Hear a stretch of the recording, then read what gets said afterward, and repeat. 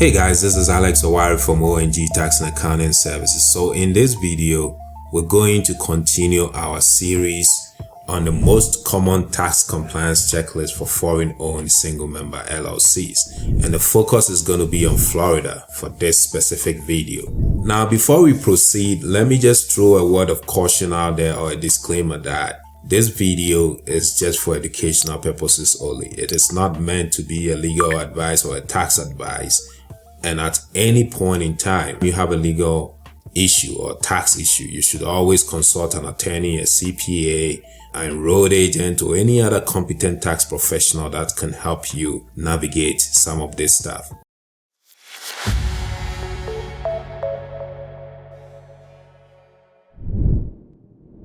With the disclaimer out of the way, let me move straight ahead into some of the most common tax compliance checklists for foreign-owned single-member LLCs in Florida. The number one item, which is filing the Proforma 1120 and 5472, cuts across board. It does not matter which state you formed your LLC. As long as you're a foreign person owning a single-member LLC in the US, and where the LLC have a reportable transaction between related parties, there need to be a Proforma 1120 and 5472 file. So this requirement cuts across board. You file it with the IRS. In the previous video, I have detailed out what this form is all about, the due dates and everything. So you should go watch that video and then get a clearer understanding of what this form is about. We also talked about the second item on the list, which is depending on the state you form your LLC, you may be required to file an annual report, a biannual report, or a franchise tax. Now, for Florida specifically, you file an annual report. During the course of this video, I'm going to show you where you go to file those forms, how much the fee is, what the late fees are, and what the due date is. The third thing that I'm going to talk about is the need to maintain your registered agent services. So if you have a contract with your registered agent, you always need to make sure that that contract is up to date and is still active. In the previous video, I explained why you need the registered agent and why you must keep your registered agent services active. So you can go watch those videos, which is the one for Delaware and Wyoming. I explained everything in there. In the previous videos too, I talked about the due date for the 1040 NR, the due date for the 1120F, and I also talk about when you are really required to file those forms. You should go watch those videos because they are very helpful. Now, one will ask me, why Florida? I mean, I have done a video for Delaware, which is very popular in terms of forming LLCs. I've also done one for Wyoming. But why did I choose Florida? I chose Florida because Florida is one of those states where a sizable amount of my foreign clients form their LLCs in. So I have a bunch of foreign owners that have single member LLCs in Florida. And for them, the major reason why they are forming these LLCs is to buy rental properties. Others may form the LLC in Florida for some other reason that is not related to rental property, but based on my practice, I see a bunch of foreigners buying real property using single member LLCs for that purpose. And some of the clients I work with, I file 1040 NR all the time for the rental property. Now, the fact that an LLC may own a rental property presents a different set of issues that is out of scope for this presentation, but I feel like it's also good to talk a little bit about it. My focus was to deal with the most easiest structure, where you have a foreign person form an LLC and where they don't have any other connection other than having the LLC and the bank account. But here you are, where you may have a foreign person form an LLC and where the LLC owns rental properties. Now, when that happens, the situation becomes a little bit complicated, because then now we don't have to only look at this three checklists. We have to look at other factors as well. So the factor we're going to look at, and we're going to deal with this briefly. If you have an LLC that owns a rental property, and if the LLC is disregarded entity like a single member LLC, whatever income that you make out of the LLC, the rental income in this case, is going to pass through to the owner. So if the owner is a foreign corporation, they file 1120F. If the owner of the LLC is an individual, they will file 1040 NR and then report the rental income on that form. There's a little bit of a twist with rental income. I have seen a lot of mistakes being done on tax return where there is a rental income involved. The default rule is when a non-resident is receiving rental income, they cannot take ordinary and necessary expenses such as all the deductions that you can think of, like the depreciation, the management fees, and all the necessary expenses that's related to the rental income. And I'm speaking specifically for foreign-owned single-member LLCs. When a foreign person is receiving rentals, the US tax them at 30% gross. So if you have a rental property and you're making income out of it, you are taxed at 30% unless you take a special step or you make a special election to treat your rental property as effectively connected income. I will show you a little bit about what that election is. But essentially, if you do not make that election, and for individuals or non-resident aliens, that election can be found in the code section 871D.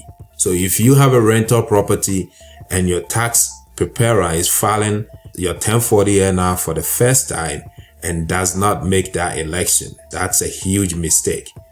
You make that election 871D so you can treat the rental property as effectively connected income to US trade or business. And that election allows you to deduct the ordinary and necessary expenses related to that property. If you do not do that election, we kind of ignore all the deductions you have and then we tax you on the gross rental that you receive. So for example, let's say you're a non-resident alien, you have a rental property and the rental makes you $1,000 a month. So fast forward to 12 months, that's $12,000. If you do not make that election, you're going to pay 30% withholding on that $12,000. So you're going to pay 30% because it's an FDAP income and it's subject to that 30% rule. Now, if you do not like that harsh treatment to the rental income, then you make the 871D election to be able to take the other expenses such as the mortgage interest, the management fees, the depreciation. You can take all that expenses. In most cases, most people during the first stages of the rentals, they end up at a loss.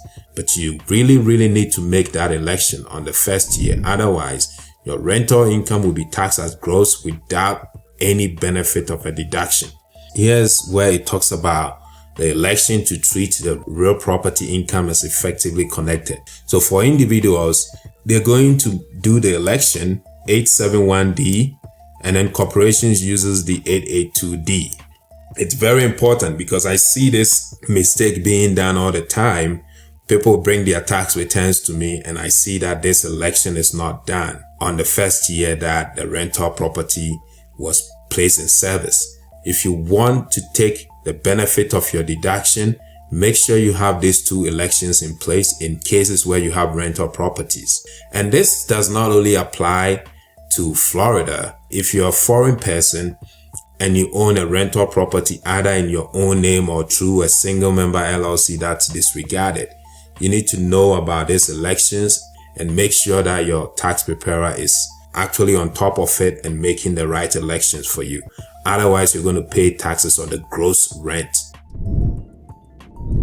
Let's just assume that if you don't have rentals and your issue is very simple and you have this 3 checklists and you're not considered to be engaged in US trade or business and everything sounds good, then you can move on to file your annual report. If you're engaged in US trade or business, or you have those FDAP income types like the income from rental property that I just talked about, you may need to seek proper tax advice to make sure that you're putting things in place. But for these purposes, we're just going to move straight to the Florida Secretary of State website and see how you file your annual report. All right, so we're here on the Florida single member LLC issue. So if you have an LLC that formed in Florida and you're a foreign person, you must file an annual report with the Florida Division of Corporation. Now, the fee for filing the Florida annual report is $138.75. So failure to file this report on time comes with a late fee or penalty of $400. As you can see, it's very steep. And the form can be filed online at the Florida Division of Corporation website. So I'm going to open it up and show you how it looks like. So here is the website. Here's where you go. So take note of the web address. And once you're here, it gives you all the information that I've already talked about. It tells you that you need to file these forms. It tells you the actual amount that you need to pay, and then also the late fee that you need to pay. So whenever you're ready, if you know what you're doing, you can basically click here and then you start filing. So basically you type in your document number if you know what your document number is, and document number is usually the 12-digit document number that's on your articles of organization. When the Florida Secretary of State approves your entity, they give you a number. They put the number on that form. So you're going to use that number, you enter it here, and then you continue the process from there.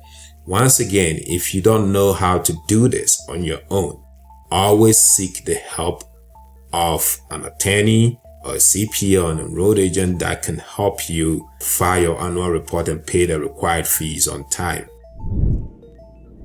Now, we're going to move on to the due date.